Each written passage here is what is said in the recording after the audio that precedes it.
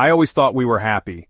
Sarah and I had been married for 8 years, and while life wasn't perfect, we had built something together that I cherished. She was the light of my life, my confidant, my best friend.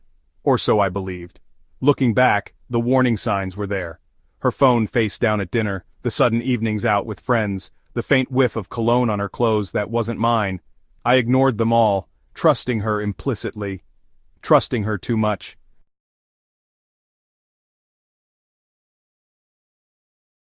The day I found out was one I'll never forget. I came home early from work, a rare occurrence, with plans to surprise Sarah with dinner reservations at her favorite restaurant. As I walked into our bedroom, my heart stopped. There he was, lounging on our bed like he owned the place, shirtless, wearing a smug grin that made my stomach churn. Sarah was standing nearby, looking more annoyed than ashamed. "Jason," she said, her tone flat, "you weren't supposed to be home yet."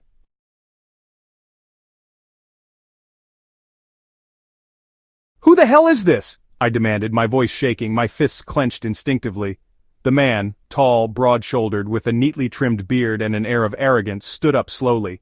He stretched like a cat, completely unfazed.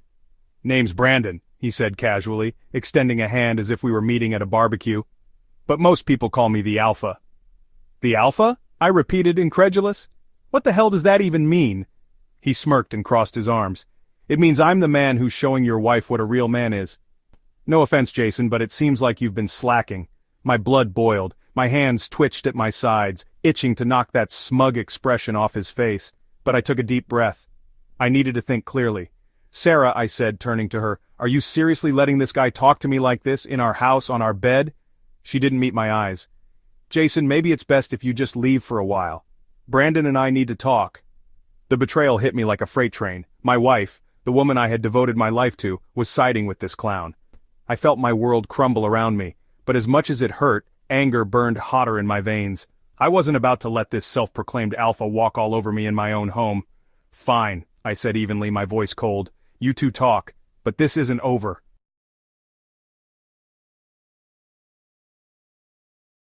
I left the house, but I didn't go far. I parked my car down the street, my mind racing. I couldn't let this slide. Not only had this guy disrespected me, but he had also invaded my home and my marriage. He thought he was untouchable, that he could waltz into another man's life and take whatever he wanted. Well, he was about to learn otherwise. I spent the next few hours planning. I'm not a violent man by nature, but I've always believed in justice. Brandon needed to be put in his place, and I was going to do it in a way he'd never forget. The opportunity came sooner than I expected. Later that evening, Sarah left the house, probably to meet him somewhere, and I decided to act. I knew Brandon's type, cocky, overconfident, and reckless. Guys like him loved to brag, and they rarely covered their tracks.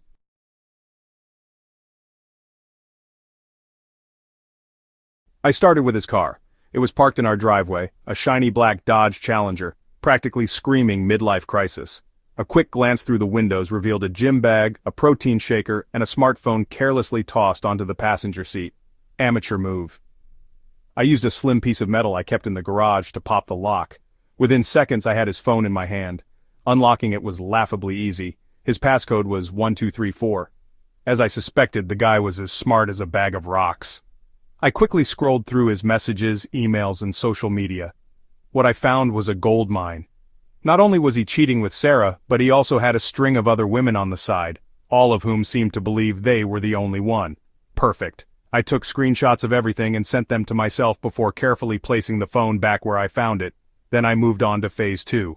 Using the information I had gathered, I reached out to one of his other girlfriends, a woman named Melanie. I explained who I was and what had happened. At first she was defensive, but once I sent her the screenshots, her tone changed. She was furious. Not at me, but at Brandon. We spent the next hour coordinating our efforts, and by the time we were done, I had everything I needed to destroy him.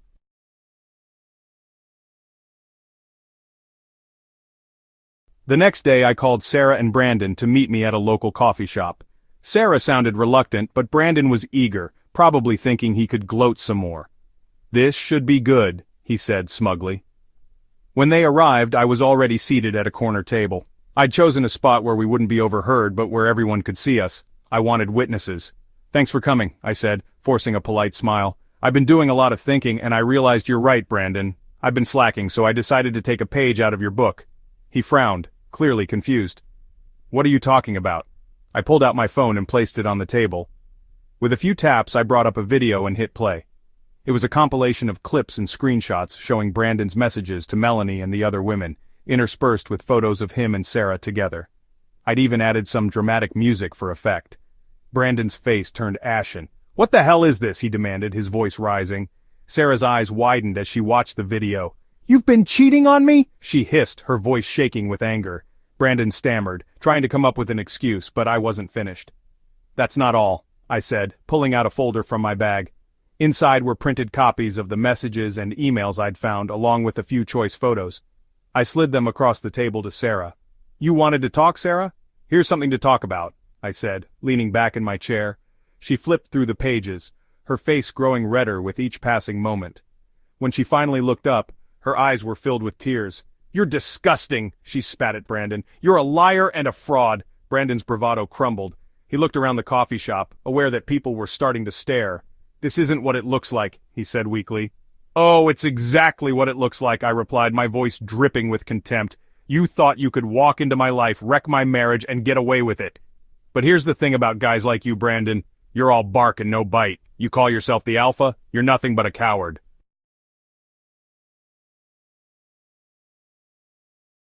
Before he could respond, the door to the coffee shop opened and Melanie walked in, flanked by two other women I'd contacted.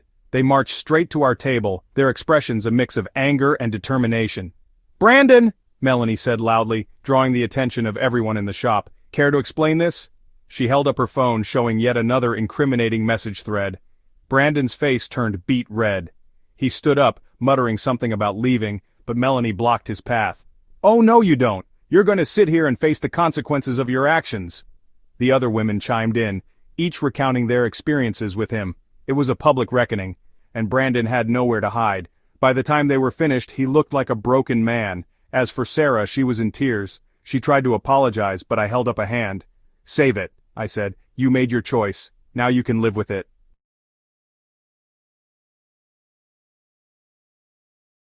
I stood up and turned to leave, feeling lighter than I had in weeks.